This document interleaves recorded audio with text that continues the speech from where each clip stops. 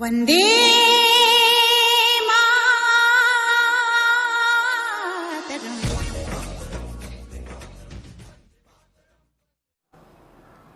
Hello दोस्तों, ABC channel पर आपका एक बार फिर स्वागत है।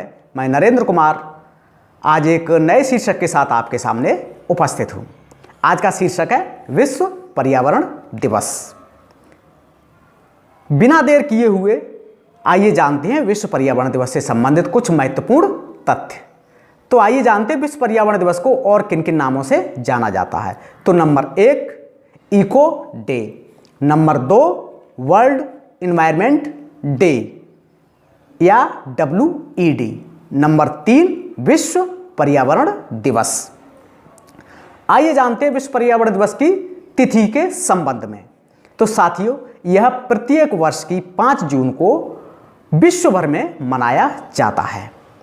5 जून को मनाने के पीछे की कहानी यह है कि संयुक्त राष्ट्र संघ ने स्टॉकहोम यानी स्वीडन देश में एक मानव पर्यावरण प्रदूषण से संबंधित विश्वव्यापी सम्मेलन का आयोजन किया।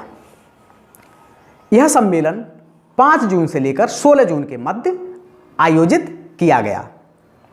इसी सम्मेलन में विश्व पर्यावरण दिवस को मनाए जाने का सुझाव पेश किया गया। इसीलिए इस सम्मेलन की प्रारंभिक तारीख को यानी 5 जून को विश्व पर्यावरण दिवस मनाया जाता है। साथियों, प्रथम विश्व पर्यावरण दिवस 5 जून 1974 को मनाया गया था, किंतु किन्हीं किन्हीं बुकों और इंटरनेट पर 1973 भी देखा जा सकता है, किंतु सही तिथि 5 जून 1974 है। साथियों, अगर इसके प्रकार की बात की जाए तो यह एक अंतर्राष्ट्रीय प्रकार का सम्मेलन है और अनुष्ठान की बात की जाए तो ये विश्व की समस्त या संपूर्ण मानव जाति में पर्यावरण के प्रति जागरूकता फैलाने के लिए मनाया जाता है। आइए जानते हैं विश्व पर्यावरण दिवस का इतिहास। संयुक्त राष्ट्र संघ ने 1972 में स्वीडन के शहर स्टॉकहोम में एक विश्व स्तरीय सम्मेलन का आयोजन किया, जिसका शीर्षक था मानव पर्यावरण प्रदूषण, और यह सम्मेलन 5 जून से लेकर 16 जून के मध्य तक आयोजित किया गया।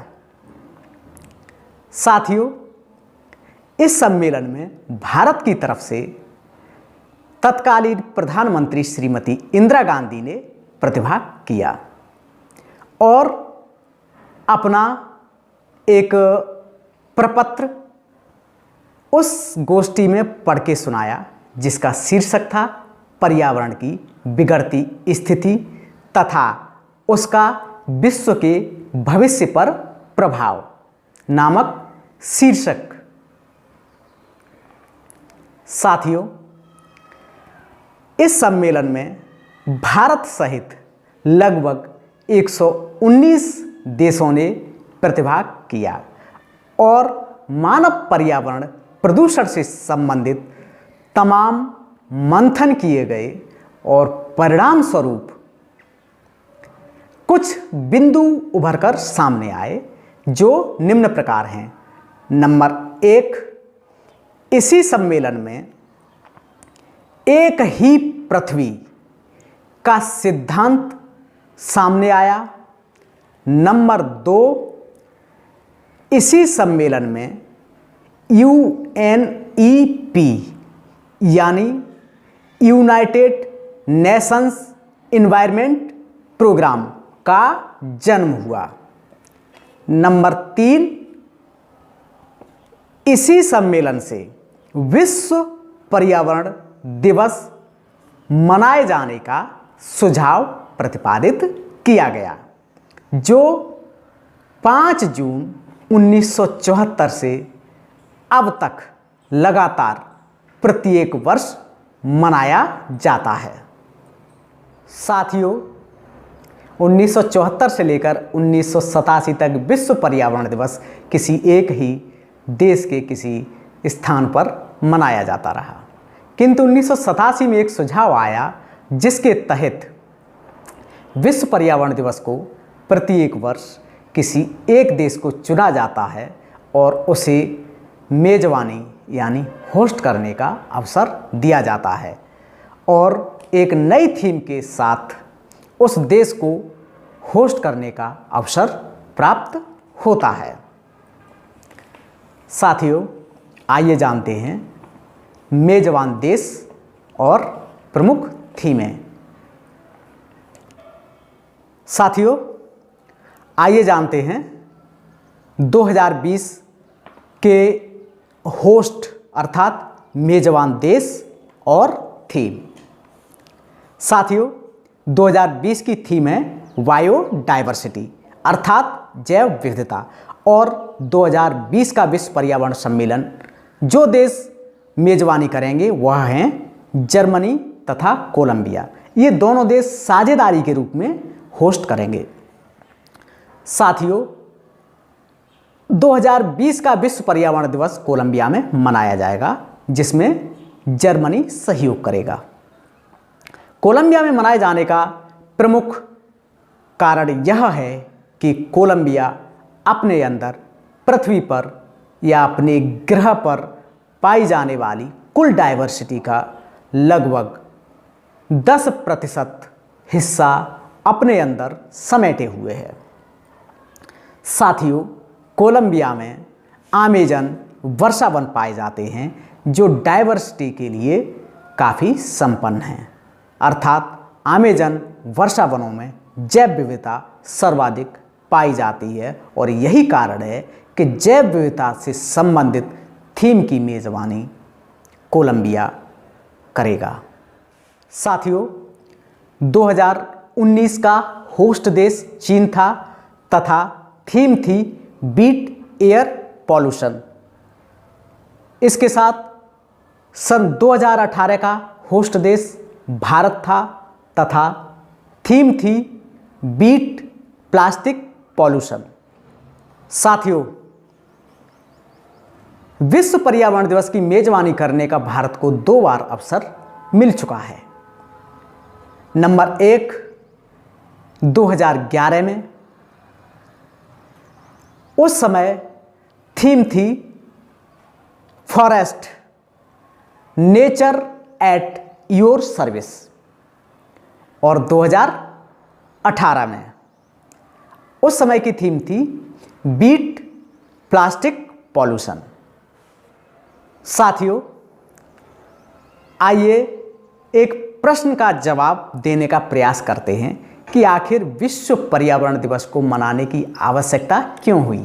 प्रश्न जितना सीधा है जवाब उसका उतना ही उलझा हुआ टेढ़ा है, किंतु इस वीडियो के माध्यम से सवाल के जवाब को सीधा सीधा सरल भाषा में देने का प्रयास किया जाएगा। साथियों, इस प्रश्न के उत्तर को 4 भागों में देने का प्रयास किया जा रहा है। नंबर 1 निर्वनीकरण यानी डिफॉरेस्टेशन। नंबर 2 औद्योगिकीकरण या नगरीकरण अर्थात इंडस्ट्रियलाइजेशन और अर्बनाइजेशन। नंबर 3 प्रकाश संश्लेषण अर्थात फोटोसिंथेसिस। नंबर 4 परिणाम अर्थात रिजल्ट। तो आइए जानते हैं नंबर 1 निर्वनीकरण अर्थात डिफॉरेस्टेशन। साथियों, कुछ समय पूर्व यदि देखा जाए तो हमारी धरती प्राकृतिक वन संपदा से परिपूर्ण थी। जिधर देखा जाए उधर हरी भरी दिखाई देती थी, किंतु मानव प्रजाति की व्यक्तिगत स्वार्थ के चलते कृषि की आवश्यकता के लिए या औद्योगिक आपूर्ति के लिए उसने वनों को काटना प्रारंभ कर दिया। परिणाम स्वरूप धीरे धीरे पृथ्वी पर वनों का सफाया हो गया। अब ऐसा प्रतीत होता है कि मानव पृथ्वी का किसी ने चीरहरण कर लिया हो। प्राकृतिक वन संपदा के नाम पर कुछ सिटी पार्क या कुछ सुरक्षित क्षेत्र ही शेष बचे हैं और बाकी वन लगभग समाप्त प्राय हैं। साथियों, आइए जानते हैं नगरीकरण और औद्योगिकीकरण अर्थात अर्बनाइजेशन और इंडस्ट्रियलाइजेशन। साथियों, औद्योगिक क्रांति और नगरीकरण के चलते वायुमंडल में विभिन्न प्रकार की विषैली गैसें जैसे carbon dioxide, carbon monoxide, sulphur dioxide इत्यादि भारी मात्रा में छोड़ी जाने लगी, जिससे हमारा पर्यावरण एकदम से प्रदूषित हो गया। वायु ऐसी कि जिसमें सांस लेना दुश्वार हो। परिणाम स्वरूप अनेक प्रकार की बीमारियों के लक्षण मनुष्य में दिखाई देने लगे, जिनमें से कुछ बीमारियां जैसे श्वास संबंधी बीमारी, दमा, हृदय रोग, चर्म रोग इत्यादि। साथियों, आइए जानते हैं प्रकाश संश्लेषण यानी फोटोसिंथेसिस।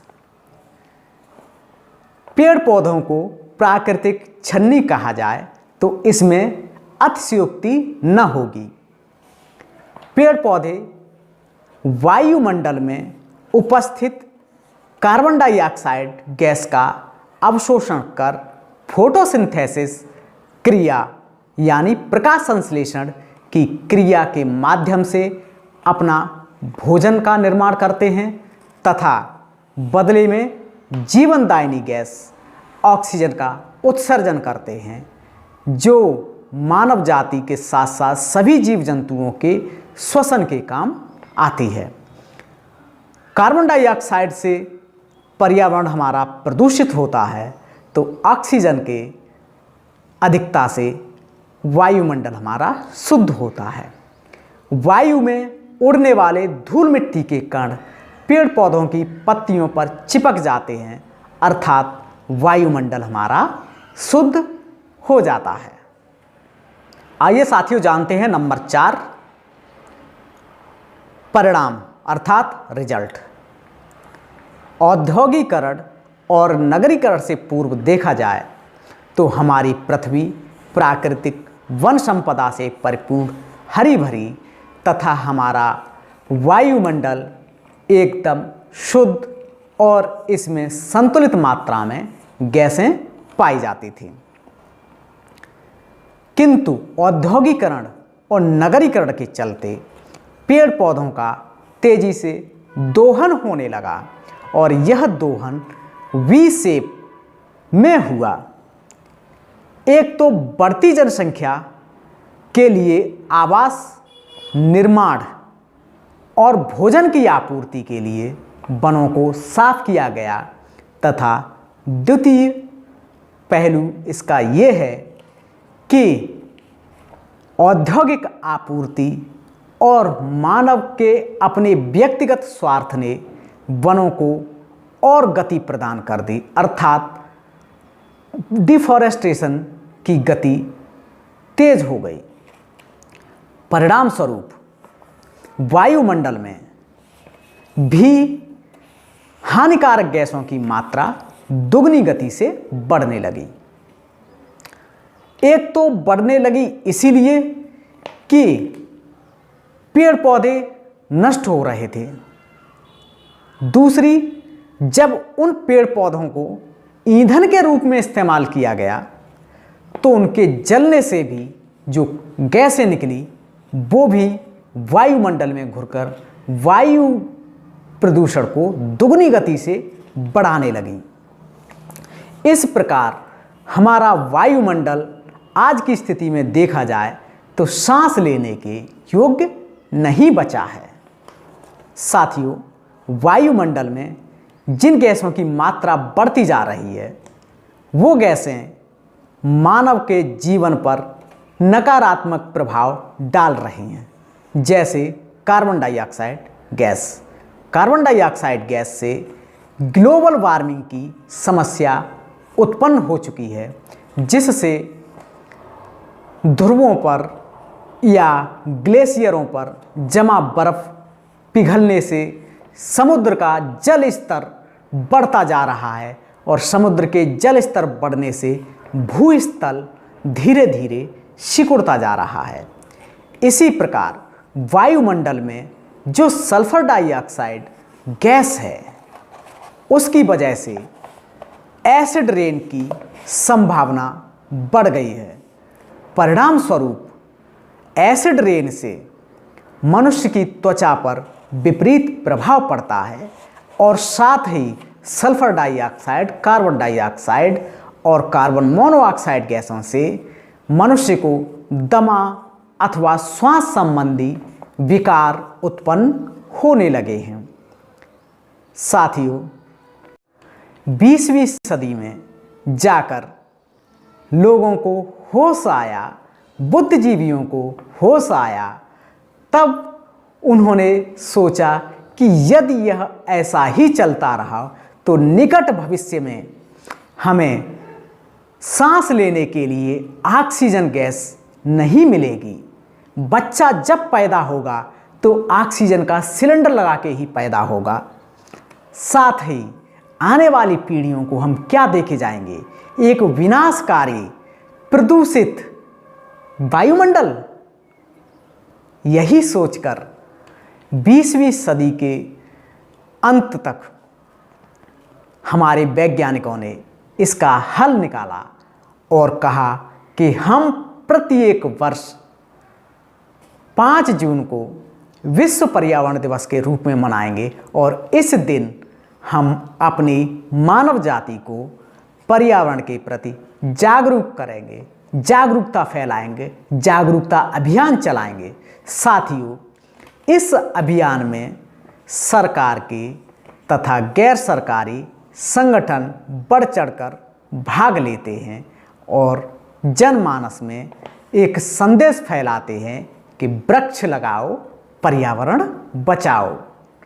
साथियों, भारत में 19 नवंबर 1986 को पर्यावरण संरक्षण से संबंधित एक कानून बनाया गया है, जिसके तहत यदि कोई व्यक्ति पर्यावरण को किसी भी प्रकार का नुकसान पहुंचाता है, हानि पहुंचाता है या पेड़ पौधों की कटाई करता है तो उसे इस कानून के तहत सजा का पात्र होता है। साथियों, कभी कभी बड़ा अफसोस होता है कि हम विश्व पर्यावरण दिवस को सिर्फ एक दिन के लिए मनाते हैं और बाकी दिन हम भूल जाते हैं और इंतज़ार करते हैं कि अब की बार हम 5 जून को फिर से विश्व पर्यावरण दिवस मनाएंगे। बहुत सारे सरकारी संगठन, गैर सरकारी संगठन 5 जून के दिन तमाम पेड़ पौधों का रोपण करते हैं और रोपकर भूल जाते हैं कि उन पेड़ पौधों की स्थिति क्या है। यदि जितने पेड़ पौधे रोपे जाते हैं उनमें से 10-20 पेड़ पौधे भी यदि सफल हो जाए तब भी हमारी बड़ी उपलब्धि होगी, किंतु इस ओर किसी का ध्यान नहीं जाता। सबका ध्यान रिकॉर्ड तोड़ने में लगा हुआ है कि हमारा संस्थान, हमारी संस्था सबसे ज़्यादा वृक्षारोपण करेगी, किंतु वृक्षारोपण तो करेगी, उसकी देखरेख कौन करेगा? सबसे बड़ा प्रश्न ये है। जब तक वो संस्थाएं देखरेख की जिम्मेदारी नहीं लेती, हम कभी अपने मकसद में कामयाब नहीं हो सकते। पता चलता है कि आज वृक्षारोपण किया और कल उन्हें कोई पशु चर जाता है या धूप के कारण, मई जून में तेज धूप पड़ती है, धूप के कारण वो सूख भी जाते हैं। साथियों, हम इसे सिर्फ एक दिवस के रूप में मनाते हैं, जबकि इसका संबंध सीधा हमारे जीवन से है। पर्यावरण हमारे जीवन को सीधे डायरेक्टली प्रभावित करता है, अर्थात इसे एक दिवस के रूप में न मनाकर इसे वर्ष भर या जीवन तक चलने वाली प्रक्रिया के रूप में मनाया जाए। जब तक जीवन है तब तक हमारे पर्यावरण का संरक्षण किया जाए। यदि यह जिम्मेदारी प्रत्येक व्यक्ति निभाने लगे तो हम अपने मकसद में बहुत जल्द सफल हो सकते हैं। साथियों, पर्यावरण में वन संरक्षण से संबंधित कुछ ठोस कदम उठाने चाहिए। जैसे नंबर 1, यदि किसी शिशु का जन्म होता है तो उसके जन्म पर उस परिवार को एक पौधे का रोपण करना चाहिए। पौधे का नाम भी वही रख देना चाहिए जो शिशु का नाम रखा जाता है, जिससे परिवार उस पौधे से भावनात्मक रूप से जुड़ जाएगा और उसकी देखभाल उसी प्रकार करेगा जिस प्रकार वह अपने शिशु की करता है। ठीक इसी प्रकार हमारे किसान भाई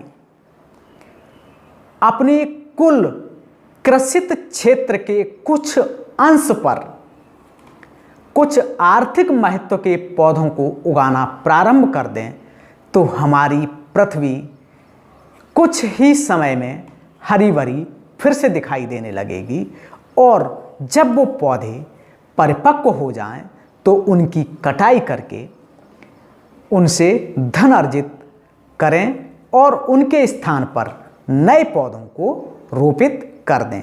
इससे हमारे पर्यावरण प्रदूषण को बहुत कुछ लाभ मिलेगा और हमारा पर्यावरण प्रदूषण तेजी से घटेगा और पर्यावरण की जो शुद्धता है वो तेजी से बढ़ेगी।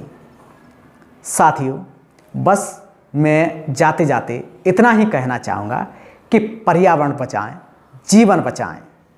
पर्यावरण है, जीवन है, वृक्ष है, जीवन है। अगर वृक्ष नहीं है तो जीवन भी नहीं होगा। साथियों, आज की क्लास यहीं समाप्त होती है। अगली क्लास में एक नए शीर्षक के साथ फिर उपस्थित होंगे। तब तक के लिए नमस्कार।